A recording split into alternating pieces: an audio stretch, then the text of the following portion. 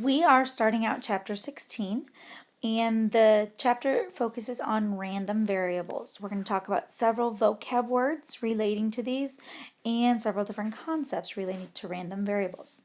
So let's take a look at some beginning vocabulary. So our first vocab word is obviously, what is a random variable? A random variable is a variable that assumes a value based on the outcome of a random event. Typically, we denote random variables with capital letters. There is not a specific letter, but you will see X used more than any other. Then we show each individual value denoted by the lowercase letter x. So, for instance, the capital letter X might be rolling a dice. And then each individual X value would be like the 1 and the 2 and the 3, so on and so forth. Now, there's two types of random variables. The first one is a discrete random variable. A discrete random variable is something that must be countable. Like when you're counting the number of coins, you would say 1 coin, 2 coins, 3 coins. You would never say 1.2 coins. So discrete random variables are never going to be decimals. So these are never decimals. They're easily countable. Now, the other type of random variable is a continuous random variable. A continuous random variable can be any numeric value. It includes decimals, fractions, but it has to be within a specific range of values for that particular problem. The range might be infinite, meaning it could go infinitely large to the positive side and infinitely large to the negative side, or it could be bounded, which means it has a stopping point. It can be bounded at one end, or it can be bounded at both ends. Now, the first thing that we're going to be focusing on in this particular chapter is something called a probability model. A probability model is the collection of all the possible values and their probabilities for the random variable that we are studying. So if we were talking about rolling the dice, all of the possible values would be the numbers 1, 2, 3, 4, 5, and 6. And we know that each one of their probabilities is 1 out of 6, and it would be organized into a table. And so that's what we're going to be looking at a lot on this first lesson. Now, along with these probability models comes one more very important concept. When we're doing probability, we obviously know that we are unable to predict exactly what will happen at any given year. But we can always say what we expect to happen. Same thing applies to probability. When we're rolling a die, we have no way of saying exactly what's going to happen, but we can hopefully say what we expect to happen. Expected value is a very important vocab word for this particular unit. Okay, expected value. Wow, that's a bad color. Let's try that.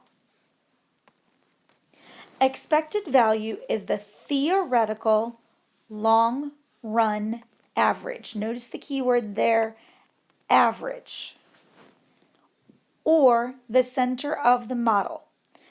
With probability, there's no such thing as mean. We don't call it the mean. We don't call it the average.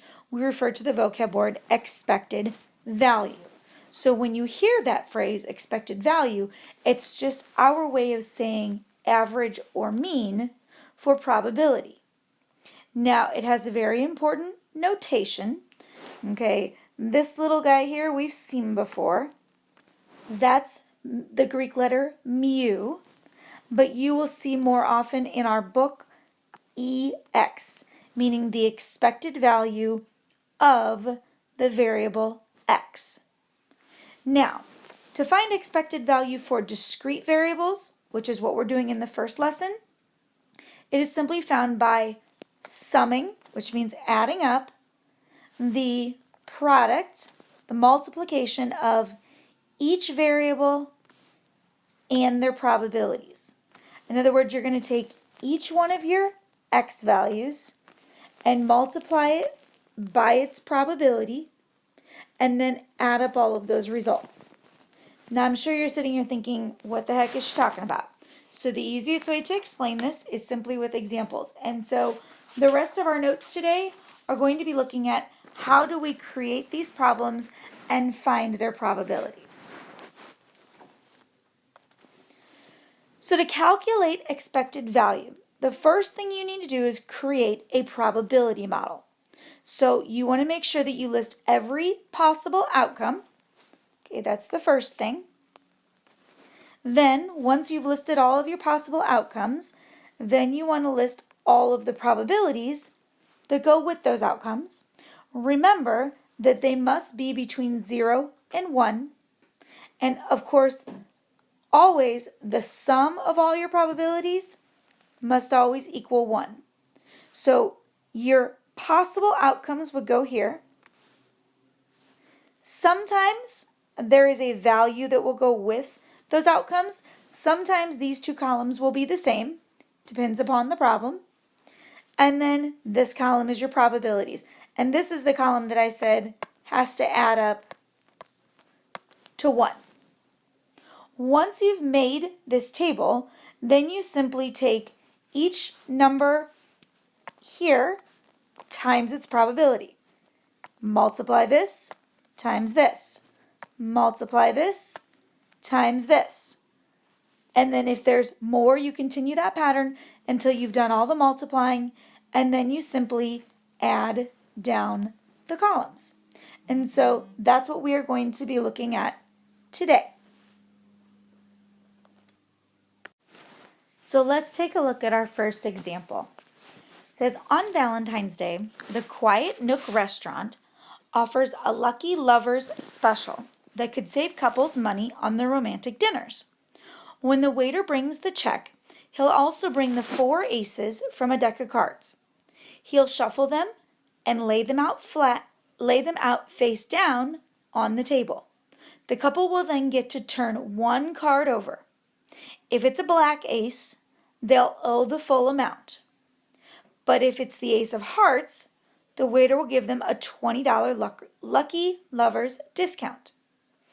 If they first turn over the ace of diamonds, hey, at least it's red, then they'll get to turn over one of the remaining cards, earning a $10 discount for finding the ace of hearts this time.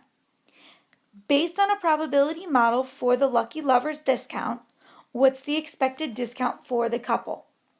So the first thing we need to think about are what are some of the possible outcomes here. So you have the 4 aces, they're face down. The best case scenario is that the very first card that you turn over is the ace of hearts. And that is the best option because if you turn that over on the very first turn, the value for the ace of hearts is $20. So notice the outcome and the value mean 2 different things here. Now, what's the probability that you pull the ace of hearts on the very first shot? Well, if there's 4 cards in front of you, there's only one of them that's the ace of hearts, so that's simply 1 out of 4. Now, let's look at some of the other situations. So, the next best case is if you don't pull the ace of hearts, but you start with at least the ace of diamonds. Then, after that, you get a second pull, and that's when you pull the ace of hearts. Well, we have to do some math here. I wrote it out. We have to think about the probabilities. So I'm going to do some work down here. So what's the probability of pulling the ace of diamonds on the first draw? Well, there's 1 ace of diamond out of 4 cards. So you've flipped over the ace of diamonds. Well, you get a second shot. Well, you're obviously not going to pull the ace of diamonds again. You're looking for the ace of hearts. Well, how many ace of hearts are on the table? There's still one of those, but you already know what one of the cards is, so there's actually only 3 cards remaining. And notice I connected those with the word then, and if you remember, then is and means multiply. So 1 times 1 is 1, and 4 times 3 is 12. So that was the probability that goes in this box. And what was the value that we get, or the discount, if we pull the ace of diamonds first and then the ace of hearts? Well, that was the $10 discount. Now, the only situation that's left is if you pull a black heart at some point in time. So that gets you $0. You get nothing for free. But we got to figure out what's the probability of the black aces. Well, the thing is, there's lots and lots of different cases here. So we're going to look at the easiest way of figuring out the answer to this table, and that is we know that all 3 options have to add up to 1. So I'm going to take, and use calculator if you need to, 1 minus 1/4 minus 1/12.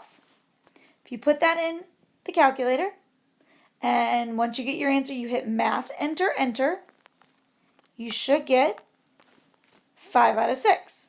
So that's how I got that box right there. This is the example of a probability model.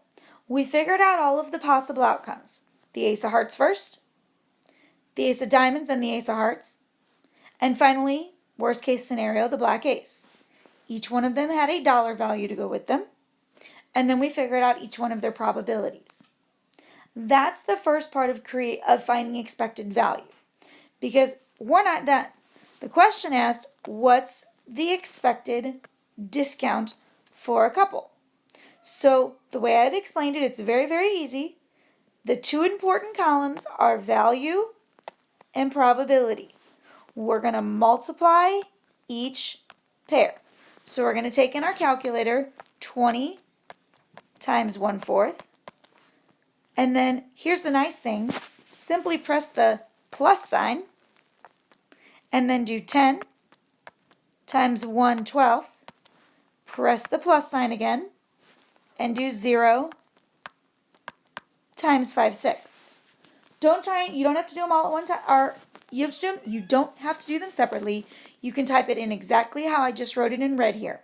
20 parentheses 1/4 plus 10 parentheses 1/12 plus 0 parentheses 5/6, and your answer is your expected value. Now, in terms of rounding, because this is money, the appropriate rounding is 2 decimal places. So 5.83 is the expected discount. In other words, what's the average discount someone should get? $5.83 is the average. So let's look at the next example. So a man takes his minivan in for repairs recently because the air conditioner was cutting out intermittently. The mechanic identified the problem as dirt in a control unit. He said that in about 75% of such cases, drawing down and then recharging the coolant a couple of times cleans up the problem. And that costs only $60. But if that fails, then the control unit must be replaced at an additional cost of $100 for parts and $40 for labor. What's the expected value of the cost of this repair? So what's the first possibility here? Well, the first possibility was the cheap one, and that was just recharging. So that's going to be my first outcome, a recharge. So how much is a recharge going to cost you? Well, that was the one that was only $60. And he said that in about 75% of cases, that works. So the probability, we're simply going to take 75%, turn it into a decimal, and that's 0.75. Now the problem is the recharge doesn't always work. If the recharge doesn't work, then we have to replace some parts. Well, notice that says it costs an additional 100. So it's the 60 we've already paid plus an additional 100 for parts and 40 for labor. So 60 that we've already paid plus 100 for parts is 160 plus 40 for labor puts us at around $200. Well, if recharging works 75% of the time, then the leftovers are 25% for replacing. And so we're going to do exactly what we did in the last question. We're going to multiply and multiply. So in your calculators, 60 times 0.75 plus 200 times 0.25. And again, you can type all of that in at one time. And we end up with, on average, the repairs cost $95. All right, let's look at the next example and the final example. So, as head of inventory for No Way Computer Company, you are thrilled that you had managed to ship 2 computers to your biggest customer the day the order arrived. You were horrified, though, to find that someone had restocked refurbished computers in with the new computers in your storeroom. The shipped computers were selected randomly from the 15 computers in stock, but 4 of those were actually refurbished. If your customer gets 2 new computers, things are fine. If the customer gets 1 refurbished, it will be sent back at your expense, which is $100, and you can replace it. However, if both computers are refurbished, the client will cancel the order this month and you will lose a total of $1,000. We are trying to figure out what is the expected value of the company's loss. So we're focusing on loss. So what's the first situation they mentioned? Well, we said if your customer gets 2 new ones, things are fine. So 2 new, things are fine. The loss, which is your value, okay, we're focusing on loss here. Our loss value is 0. If you get 1, let's see, it says if the customer gets 1 refurbished, it'll be sent back to you at your expense. So 1 new and 1 refurbished, I'm going to abbreviate there, will cost you $100. However, worst case scenario, if both computers are refurbished, they cancel their order. So 2 refurbished, they cancel their order and you lose $1,000.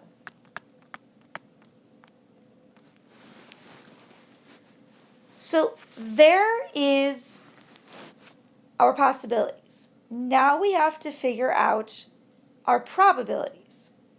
So I'm actually going to use one of our trees from last time just to kind of list out all of the different possibilities.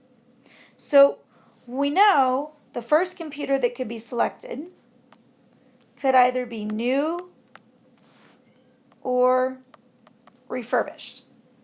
Well, it says up in the word problem, we have 15 computers total. 4 are refurbished, which means the rest are new. So 4 out of 15 are refurbished, which means 11 out of 15 are new. Now, that's the first computer. We then choose a second computer. Again, it's either going to be new or refurbished. Same thing with this one. It's either going to be new or refurbished. Now, let's think logically here. The top one, we've already chosen a new computer.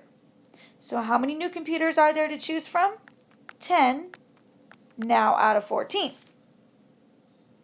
What if we chose a new computer and then a refurbished. Well, there's still 4 refurbished in the bunch, but that's out of 14 laptops, or computers, sorry.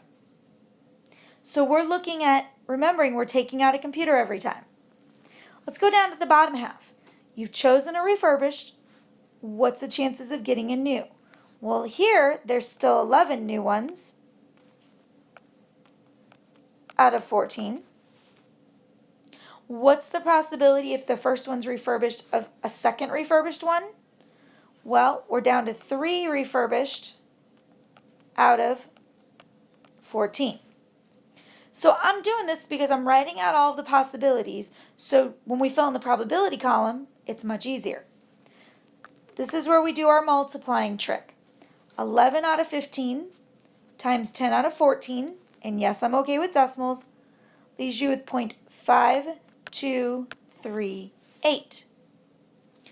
11 out of 15 times 4 out of 14, the second set of branches is 0.2095. 4 out of 15 times 11 out of 14, this third branch is also 0.2095. And finally, 4 out of 15 times 3 out of 14 leaves us with 0.0571. So now we just need to know what goes in what box. So the first box that we need to fill in right here is 2 new ones. Well, that's the top new going all the way across. This is the 0.5238. Okay? Well, 1 new and 1 refurbished. So that is your middle 2 numbers here, because the first one goes new, then refurbished. The second one is refurbished, then new. So we're going to add those 2 together. So if we add those 2 together, that's going to go right here, we get 0.419. Then, finally, the last one are the 2 refurbished. That's your bottom pair. So this is the 0.0571. So as we've already learned, we're going to multiply, multiply, multiply.